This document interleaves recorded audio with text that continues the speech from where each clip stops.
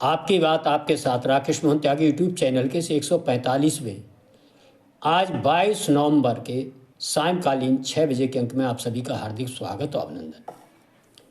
मित्रों, आज मैं चर्चा करना चाहूँगा आप सभी के साथ जो कल चुनाव परिणाम आने वाले हैं उसके बारे में। आप सब देख रहे होंगे सोशल मीडिया पर अनुमानित परिणामों की चर्चा चल रही है, लेकिन इन सबसे हटकर मैं चर्चा करना चाहूँगा खास तौर से महाराष्ट्र जैसे विविधतापूर्ण राज्य के चुनाव परिणामों और लोकतंत्र में इनका क्या महत्व है, इस विषय पर मैं आप सभी का ध्यान आकर्षित कराना चाहूँगा।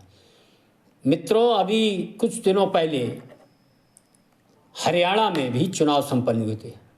हरियाणा एक छोटा राज्य और कम विविधता वाला राज्य था, लेकिन उसका जो चुनाव परिणाम आया था उसने देश की राजनीति में एक परिवर्तन की आहट दी थी कि देश की जनता कुछ समय के लिए भटक सकती है झूठे छल प्रपंच, कुछ अन्य धूर्ततापूर्ण प्रचार के बहकावे में आकर, लेकिन ज़्यादा लंबा नहीं चल पाती। मैं सदा से कहता रहता हूँ, झूठ के पाँव नहीं हुआ करते, उसकी दूर उम्र ज़्यादा नहीं होती है।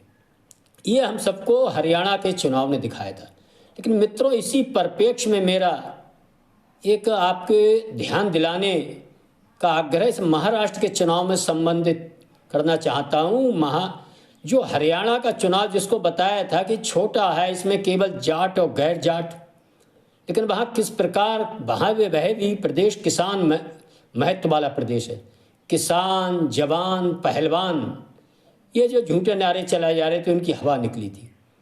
और लेकिन इसके परिप्रेक्ष्य में महाराष्ट्र चुनाव की ओर आप ध्यान देंगे, महाराष्ट्र प्रदेश की ओर ध्यान देंगे मित्रों, तो महाराष्ट्र हर तरह से हर क्षेत्र में बेहद ही विविधतापूर्ण राज्य है। महाराष्ट्र में आप देखेंगे एक तरफ सबसे ज़्यादा वर्षा वाला क्षेत्र भी है, अंबोली सह्याद्री की पश्चिमी पहाड़ियों में सर्वाधिक वर्षा वाला क्षेत्र है। और इसी महाराष्ट्र के अंदर पूर्वी क्षेत्र मध्य महाराष्ट्र में आप सदैव पढ़ते रहते होंगे किस प्रकार मराठवाड़ा, लातूर और नागपुर के आसपास बहुत बड़ा क्षेत्र पानी की कमी से अवशिप्त रहा करता है। मित्रों, महाराष्ट्र राज्य को देखेंगे तो भारतवर्ष के हर राज्य से ज़्यादा इसमें विविधतापूर्ण संस्कृतियाँ, विविधतापूर्ण उत्पादन, विविधतापूर्ण वर्ग रहा करते हैं। मित्रों, इसकी फसलों पर ध्यान देंगे आप तो धान, ज्वार, बाजरा, गेहूं, तूर, गन्ना, कपास, संतरा, उड़द, चना, ऐसी विभिन्न फसलें जो संभवतः किसी अन्य राज्य में इतनी विविधतापूर्ण फसलें नहीं होती हैं। भारत के राजनीतिक इतिहास में लोकतंत्र में उत्तर प्रदेश और बिहार का एक बहुत बड़ा हिस्सा और बहुत बड़ा महत्व है।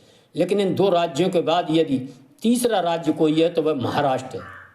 लेकिन महाराष्ट्र की इसका महत्व इस वजह से और होता है कि वहाँ ये जो चुनाव के परिणाम आने जा रहे हैं, इन चुनाव के माध्यम से आप देखेंगे जितने राजनीतिक दल बड़ी सशक्त स्थिति में महाराष्ट्र की राजनीति में सक्रिय लंबे समय से हैं, वह अन्य राज्यों में नहीं है। और पिछले कुछ समय से उन राजनीतिक दलों में जिस प्रकार परिवार के आधार पर, वंशवाद के आधार पर, अपने निजी स्वार्थों के कारण जिस प्रकार बंटवारा हुआ था, वह भी एक अद्भुत है। और इन चुनाव के माध्यम से विभिन्न जो दलों में इन राजनीतिक दलों का बंटवारा हुआ है, उनके गठबंधन भी अलग अलग आप देखेंगे। एनडीए की तरफ एकनाथ शिंदे की शिवसेना है, तो यूपीए कांग्रेस के नेतृत्व में महाविकास अघाड़ी जिसे कहते हैं उसकी ओर उद्धव ठाकरे की शिवसेना है। उद्धव ठाकरे की शिवसेना के बाद एक शिवसेना और भी है, संभवतः आप सबका ध्यान कम जा रहा होगा, जिसको मनसे महाराष्ट्र नवनिर्माण श्रीमान राज ठाकरे ने शिवसेना से अलग होकर बहुत पहले ही अपना एक दल बनाया था और शक्ति अपना ग्रहण करने की प्रक्रिया में लगे हुए हैं। वह भी इस राजनीति लोकतंत्र के इस पर्व में अपना हिस्सेदारी बढ़ाने के प्रयास कर रहे हैं। मित्रों, इसी क्रम में देश के तथाकथित रूप से चाणक्य कहे जाने वाले राजनीति के शरद पवार जी की भी पार्टी है वह भी चाचा भतीजा के बीच में बढ़ चुकी है। मित्रों, किस प्रकार इस देश का एक मीडिया व एक सिस्टम जो है श्रीमान शरद पवार को चाणक्य और जन क्या क्या राजनीति के धुरंधर खिलाड़ी के रूप में उनको स्थापित करता रहता था। लेकिन आप ध्यान देंगे शरद पवार ने आज तक चुनावी राजनीति में कोई बहुत बड़ी सफलता राष्ट्रीय स्तर पर और प्रदेश स्तर पर नहीं लिए। कभी भी वो पूर्ण बहुमत की अपनी सरकार नहीं बना पाए। हाँ, ये उनका कुशलता है कि वो हर सरकार में अपनी हिस्सेदारी बनाने के काम में बहुत कुशल हैं। मित्रों, इसी प्रकार हम देखेंगे यह महाराष्ट्र एक औद्योगिक उत्पादन में, उद्योगों में, निर्यात में और अपनी देश की आर्थिक राजधानी कही जाने वाली मुंबई जैसे विकसित शहर के साथ इसी महाराष्ट्र में सुदूरवर्ती आप क्षेत्रों में देखेंगे तो बेहद गरीबी, बेहद पिछड़ापन, पानी के लिए संघर्ष करते लोग, ऐसे भी लोग देखेंगे। ये महाराष्ट्र है मित्रों अपनी विविधता के कारण कि देश के अंदर गन्ना उत्पादन और चीनी उत्पादन में हमेशा पहला या दूसरा स्थान रखा करता। सोलापुर चीनी उत्पादन में इनका बड़ा इसका महत्व है। बारामती ये भी शुगर लाबी का बड़ा महत्व है यहाँ। मित्रों, इसी प्रकार इसी प्रदेश में दलित राजनीति का भी उद्गम स्थल है। पूज्य बाबा साहब भीमराव अंबेडकर जी की राजनीतिक कर्मस्थली मुंबई व महाराष्ट्र रहा है। और जब उन्होंने बौद्ध धर्म को अपनाया था तो वह भी उन्होंने नागपुर के अंदर नवचैत्य भूमि है वहाँ इसको अपनाया था। और उनके द्वारा स्थापित रिपब्लिकन पार्टी, उनके पौत्र व अन्य लोग इस प्रदेश में चला रहे हैं। मित्रों, इसी प्रदेश में नव बौद्धों के रूप में एक दलित वर्ग का बहुत बड़ा राजनीतिक रूप से सशक्त समूह भी है। हम देखेंगे कि इसी महाराष्ट्र के अंदर मराठा शक्ति छत्रपति शिवाजी को अपना गौरव समझने वाली वह शक्ति भी बहुत बड़ी मात्रा में मौजूद है और उसके नेता हर राजनीतिक दल में मौजूद हैं। मित्रों, इसी प्रकार अति पिछड़ों की भी यहाँ बहुत बड़ी संख्या है और साथ ही यहाँ वनवासी एसटी वर्ग के भी लोगों की संख्या है। और गढ़चिरौली जैसे अन्य क्षेत्रों में यहाँ माओवादी आतंकवादियों का भी एक इनका स्थान रहा है। पीछे समय इनका आतंक उन क्षेत्रों में रहा है, लेकिन वर्तमान सरकार की कार्यप्रणाली के कारण छत्तीसगढ़ हो, झारखंड हो, महाराष्ट्र हो, आंध्र प्रदेश हो, इन जगहों से ये पूरी तरह उखड़ चुके हैं। यही प्रदेश है कि इसमें अर्बन नक्सलवादी लोग शहरों में अभी भी अपना स्थान बनाए हुए हैं। मेरा आप सभी से ये कहना है, आपका ध्यान मैं इस ओर दिलाना चाहता हूँ कि महाराष्ट्र का चुनाव का महत्व क्या है। महाराष्ट्र में मुंबई को मिनी भारत कहा जाता है। महाराष्ट्र के मुंबई शहर फिल्मी दुनिया की चकाचौंध से ओतप्रोत रहा करता है। महाराष्ट्र के मुंबई शहर में देश के हर हिस्से, हर जगह के व्यक्तियों का, चाहे दक्षिण भारत हो, उत्तर भारत हो, पूर्वी भारत हो, हर जगह के लोग आपको मिल जाएंगे, हर धर्म, हर वर्ग, हर समाज के लोग। और यह सब लोग ने अपना निर्णय 20 नवंबर को हुए चुनाव में दिया है। इस निर्णय के आधार पर आप सब कल 12 बजे तक स्पष्ट हो जाएगा कि कौन से राजनीतिक दलों ने जो अपने निजी हितों के कारण, अपनी परिवार की राजनीति के कारण और किस प्रकार बंटवारा किया था, जनता ने उनमें किनको स्वीकारा है और किनको बैकफुट में डालने का निर्णय लिया है, ये भी हम सबको समझ में आएगा।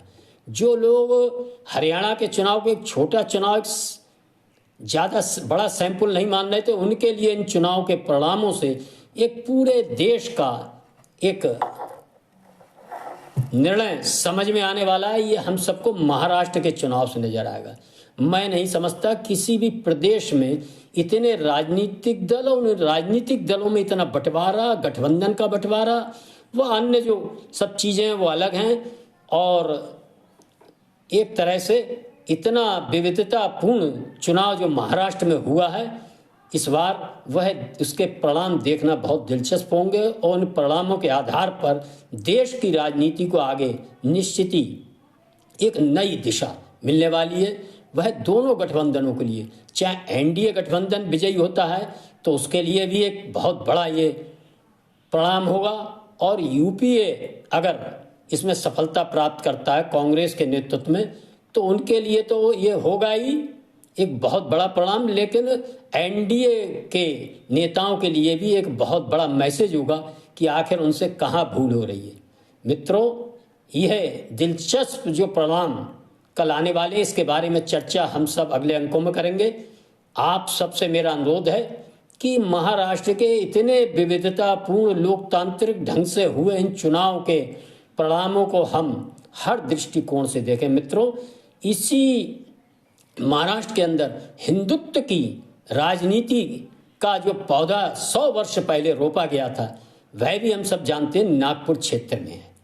मित्रों, राष्ट्रीय स्वयंसेवक संघ के रूप में सन 1925 में जो पौधा रोपा गया था, देश हित, समाज हित, सनातन हित और भारत माता को पुनः परम वैभव के पहुंचाने को लक्ष्य को लेकर जो विचार यात्रा शुरू हुई थी, वह विचार यात्रा भी आज 100 वर्ष पूर्ण करने जा रही है, और वह यात्रा भी इसी महाराष्ट्र के नागपुर शहर से शुरू हुई थी। दलित राजनीति का उद्गम केंद्र, हिंदुत्व की राजनीति का उद्गम केंद्र, शिवसेना जैसी पार्टी का उद्गम स्थल मुंबई, व पूरे भारतवर्ष के लोगों का एक समूह मुंबई के अंदर, उन सब का जो परिणाम आने जा रहा है वह कल आ रहा है। इसका हम सब को बेसब्री से इंतजार है, और हम सब इन परिणामों को देखकर देश हित में क्या अच्छा हो सकता है इसके बारे में हम सब चिंतन करें, मनन करें। आप सब ने सुना, इसके लिए आप सभी का बहुत बहुत धन्यवाद। मेरा आपसे सदा की बात निवेदन है मित्रों, यदि आपको ये अंक पसंद आते हैं, पूरा सुनकर लाइक करें, शेयर करें, चैनल को सब्सक्राइब करें। धन्यवाद। जय श्री राम, जय श्री वाल्मीकि भगवान, भारत माता की जय।